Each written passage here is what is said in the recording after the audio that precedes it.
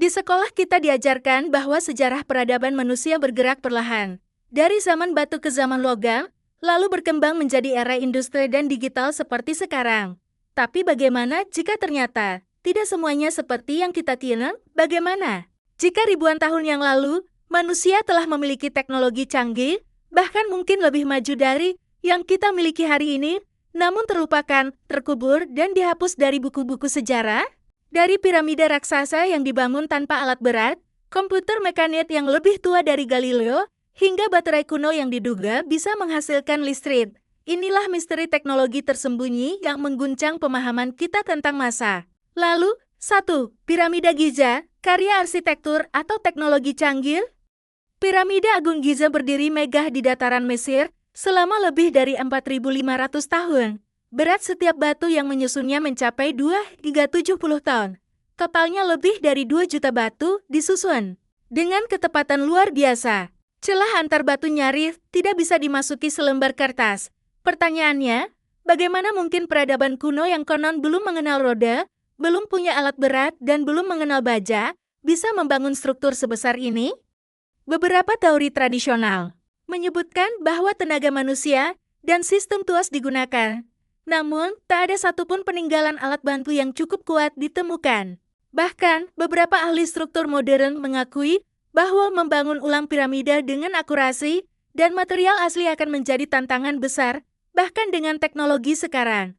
Fakta menarik lainnya, piramida Giza terletak persis di tengah garis bujur daratan bumi. Arah sisinya sejajar dengan arah utara-selatan magnetik dengan deviasi kurang dari 0,05 derajat. Apakah ini kebetulan? Ataukah ada teknologi pengukuran bumi yang kita belum pahami? 2. Mesin anti-kera, komputer analog dari 2000 tahun lalu. Pada tahun 1901, para penyelam Yunani menemukan bangkai kapal kuno di dekat pulau Antikythera.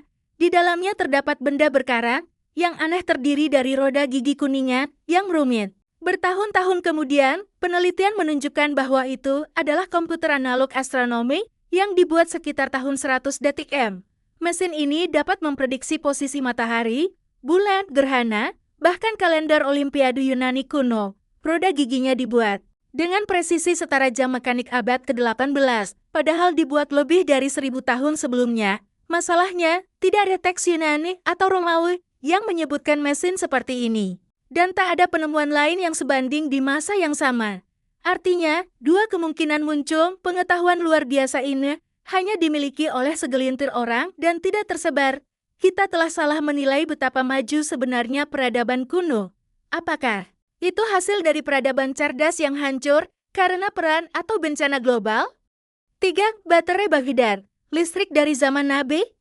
Pada tahun 1938, arkeolog Wilhelm Koenig menemukan sebuah guci tanah liat di Irak berisi silinder tembaga dan batang besi. Setelah diteliti, benda itu ternyata dapat menghasilkan tegangan listrik kecil cukup untuk elektroplating logam. Usianya diperkirakan berasal dari abad ketiga SM, lebih dari 2000 tahun yang lalu. Jika benar benda ini adalah baterai, maka pengetahuan tentang listrik sudah dikenal jauh sebelum ditemukannya oleh Galvani atau Volta. Tapi untuk apa baterai digunakan kala itu? Beberapa dugaan menyebutkan penggunaannya dalam ritual keagamaan, mungkin untuk menimbulkan efek magis seperti sengatan ringan atau membuat patung bergetar. Namun, yang lebih menarik adalah kemungkinan digunakan untuk melapisi emas teknik. Elektroplating. Artinya, manusia kuno tidak hanya tahu soal listrik, tetapi juga menggunakannya dalam teknologi material. 4. Piringan Nebret, peta langit tertua di dunia pada tahun 1999. Piringan logam berdiameter 30 cm ditemukan di Jerman. Benda ini dihiasi simbol matahari, bulan, dan bintang termasuk gugus bintang Pleiades. Piringan ini berusia lebih dari 3.600 tahun.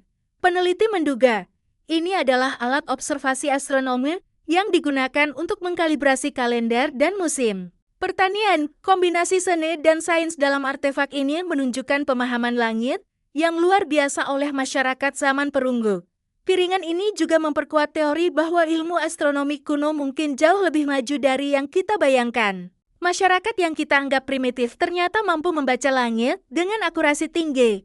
5. Artefak opart, benda yang tidak pada tempatnya. Istilah opart singkatan dari out of place artifact, digunakan untuk menyebut benda-benda kuno yang secara logika seharusnya tidak ada di tempat atau zaman itu. Beberapa contohnya, bola logam sempurna dari Afrika Selatan, berusia miliaran tahun dengan alur presisi seperti diproses mesin.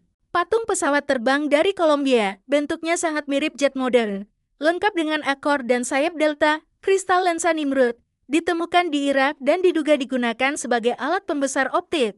Jejak kaki manusia yang bersisian dengan jejak dinosaurus di Texas masih menjadi kontroversi hingga kini. Masing-masing artefak ini menimbulkan satu pertanyaan. Apakah benar kita memahami garis waktu sejarah dengan benar? Ataukah ada peradaban kuno yang hilang? 6. Apakah kita kehilangan sebuah peradaban maju?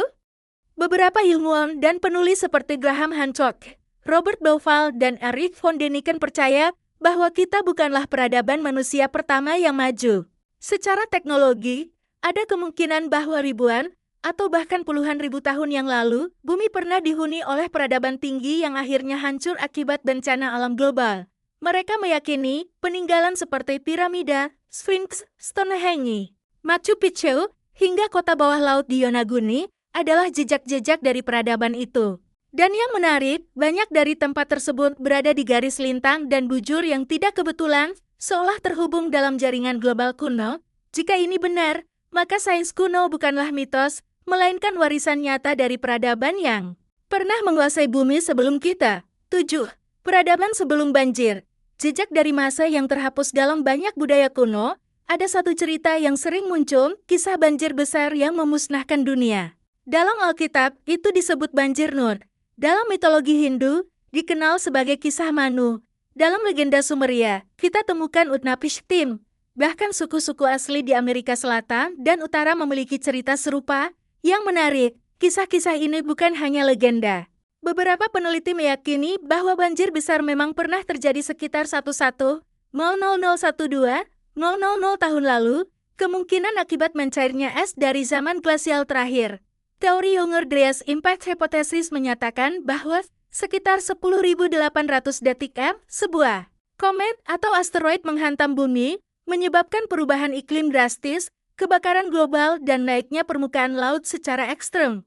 Jika benar, maka banjir ini mungkin memusnahkan peradaban tinggi yang telah ada sebelum kita. Peradaban itu bukan sekadar kumpulan pemburu pengumpul, tapi masyarakat yang telah memahami arsitektur, astronomi, bahkan energi. Bukti mendukung teori ini bisa dilihat dari situs seperti Göbekli Tepe, Turki. Struktur megalitik berusia lebih dari 11.000 tahun, didirikan oleh masyarakat yang belum mengenal pertanian. Gunung Padang, Indonesia. Situs Punden Berunda, yang oleh sebagian peneliti diperkirakan berusia 12.000 tahun. Situs bawah laut di Yonaguni, Jepang. Struktur menyerupai tangga dan tembok raksasa tenggelam di bawah laut. Apakah ini bukti bahwa sains dan teknologi tinggi sudah ada sebelum sejarah yang kita kenal dimulai? 8. Ilmu langit yang terlupakan salah. Satu petunjuk tentang kecanggihan sains kuno adalah kemampuan mereka dalam mengamati dan menghitung gerakan langit. Banyak situs megalitik dan kuil kuno yang memiliki orientasi astronomis akurat. Contohnya, piramida Giza sejajar dengan rasi Orion, yang dalam mitologi Mesir mewakili dewa Osiris. Stonehenge di Inggris bisa memprediksi titik balik matahari dan gerhana. Machu Picchu di Peru punya kuil yang menunjuk posisi matahari saat equinox. Lebih dari sekadar religi atau seni, bangunan-bangunan ini menunjukkan pengetahuan matematika dan astronomi tingkat tinggi. Masalahnya, tidak ada catatan tertulis bagaimana pengetahuan ini diperoleh. Semua seolah hilang, atau mungkin disembunyikan. 9. Teknologi lain yang terlupakan selain arsitektur dan astronomi, ada pula bukti bahwa sains kuno mencakup teknologi yang mendekati modern. Beberapa contoh, lampu dendera relief Mesir kuno, yang menggambarkan objek menyerupai bohlam. Apakah itu sekadar simbolik, atau benar-benar menunjukkan alat penerangan listrik? Piramida sebagai sumber energi? Beberapa teori menyatakan bahwa piramida bukan makam, tapi struktur energi. Piramida Giza memiliki ruang dalam tanah, poros misterius, dan susunan kristal kuarsa dalam batuannya. Apakah fungsinya lebih dari sekadar simbol spiritual? Penggunaan suara dan resonansi struktur seperti di Malta Mesir, dan Peru memiliki efek akustik luar biasa. Apakah para pembangunnya tahu bagaimana menggunakan suara untuk mengangkat batu? Penelitian tentang levitasi akustik kini sedang dilakukan. Mungkinkah itu teknologi kuno yang terlupakan? 10. Siapa yang menyembunyikan sejarah ini? Jika bukti-bukti tentang teknologi kuno ini memang ada, pertanyaan berikutnya muncul, mengapa kita tidak diajarkan tentang hal ini di sekolah? Beberapa kemungkinan, paradigma akademik yang terkunci. Sejarah telah ditulis dalam pola linear dari primitif ke modern. Bukti yang bertentangan dianggap keluar konteks, ketakutan akan efek spiritual dan ideologis. Jika peradaban tinggi sudah ada ribuan tahun lalu, maka teori tentang perkembangan manusia dan agama bisa terguncang.